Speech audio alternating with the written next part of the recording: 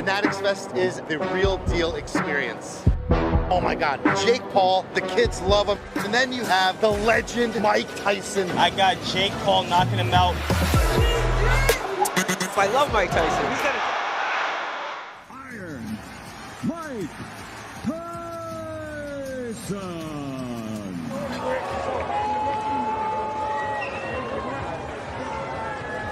So get this, November 15th, 2024, and the fight world was on fire. Jake Paul and Mike Tyson finally went toe-to-toe in what could only be described as a blockbuster showdown at the AT&T Arena. This wasn't just any fight, it was a spectacle.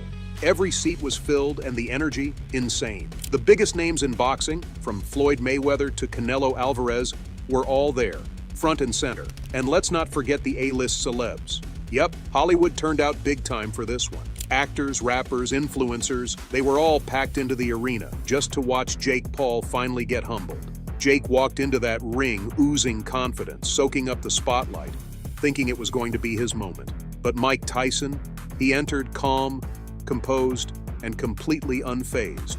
The guy was a living legend and you could feel that energy. No antics, no showboating, just business. Tyson had this quiet intensity about him like he had done this a million times before. Everyone in that arena knew one thing. Jake Paul was about to face the most dangerous 58-year-old on the planet and things were about to get real. From the moment the bell rang, you could feel the electricity in the air. The arena was absolutely packed. You had A-listers everywhere, cameras flashing, and social media blowing up. And then, boom, it's go time. Jake Paul came out looking confident, dancing on his feet, throwing a couple of light jabs to test the waters. But Tyson was calm, almost too calm, stalking Jake like he's done 1,000 times before. At 58, Tyson wasn't the same wrecking machine from his prime, but his presence was still terrifying. Every move he made, every step he took towards Jake, had this predatory energy. Jake was trying to keep his distance, using his footwork and jabs to stay out of Mike's range, but Tyson's timing was still sharp. He barely threw any punches in this round, but the few he did sent a clear message. He was waiting for the right moment to strike. As we hit round 2, Jake got a bit braver. He started mixing up his shots, throwing more combos, especially to Tyson's body. You could tell Jake had been working on his stamina and conditioning. He wasn't gassing out like in some of his earlier fights, but here's the thing, Tyson was just warming up. Every time Jake landed, Tyson would give him this nod like, "Okay kid, I see you." Then, out of nowhere, Tyson caught Jake with a short left hook that had the crowd jumping. It wasn't enough to hurt Jake badly, but it made him backpedal fast. Tyson was starting to close the distance, and that's where the danger really began. Jake tried to reset, sticking to his jab and using his height and reach advantage, but Tyson was getting inside. The round ended with both men still standing, but you could feel the shift in momentum. Tyson was beginning to apply pressure, and Jake's nervous energy was creeping in. Round 3 is where things started heating up. Jake came out a little more defensive this time. You could tell that Tyson's pressure in the previous round got to him. He started circling more, trying to avoid those dangerous inside exchanges, but Tyson was hunting. He wasn't rushing in recklessly, but every time Jake got close to the ropes, Tyson would unleash these brutal body shots. And man, the sound of those punches, bone-chilling. Tyson was breaking Jake down little by little. Jake did his best to counter, landing a solid right hand that had the crowd roaring, but Tyson ate it like a snack. That's the thing about Iron Mike.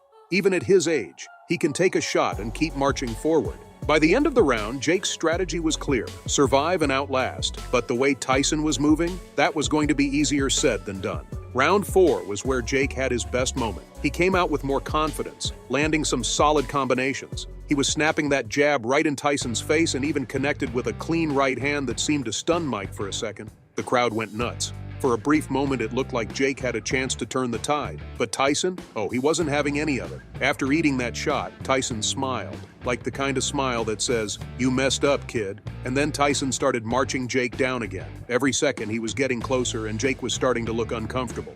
Tyson's head movement was sharp and he was slipping punches like it was 1988. Jake was landing, but those shots weren't phasing the legend.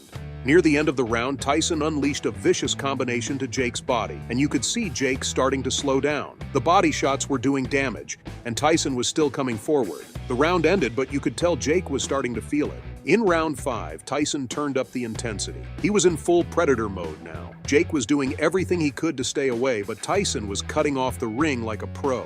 Every time Jake tried to escape, Tyson was right there, closing the gap and throwing those heavy hooks to the body. Midway through the round, Tyson landed a massive left hook to Jake's ribs that visibly hurt him. Jake grimaced and backed off, trying to catch his breath, but Tyson smelled blood.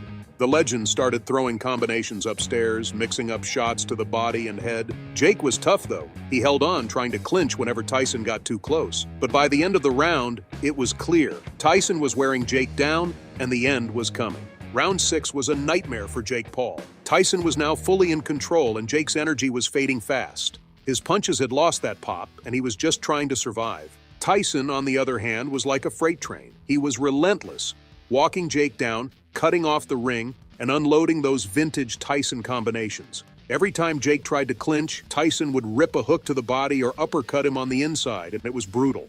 Jake was covering up, trying to weather the storm, but Tyson was landing at will. The crowd could sense it. A knockdown was coming. Near the end of the round, Tyson landed a devastating right uppercut that snapped Jake's head back. The only thing that saved him was the bell. Jake wobbled back to his corner, clearly hurt, and the crowd was buzzing. It was just a matter of time now. Here we are, round 7, the round that sealed the deal. From the moment the round started, Tyson was out for blood. Jake looked gassed, trying to move, but his legs just weren't there anymore.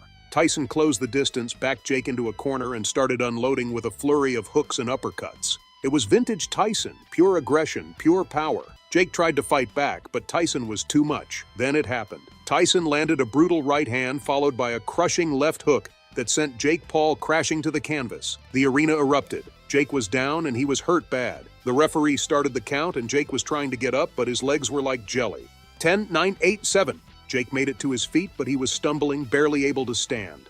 The referee took one look at him, waved it off, and the fight was over. Tyson wins by knockout in the 7th round. The fan reactions to Tyson's epic win and Jake Paul's crushing loss, absolute chaos. The moment that ref waved it off in the 7th round, the entire arena erupted. People were literally jumping out of their seats, screaming at the top of their lungs. Twitter? It was on fire. Memes, hot takes, everything. Blowing up. Fans had been waiting for this. Jake Paul, the self-proclaimed boxing bad boy, finally getting a taste of real defeat. And not just any defeat, getting knocked out by the one and only Mike Tyson.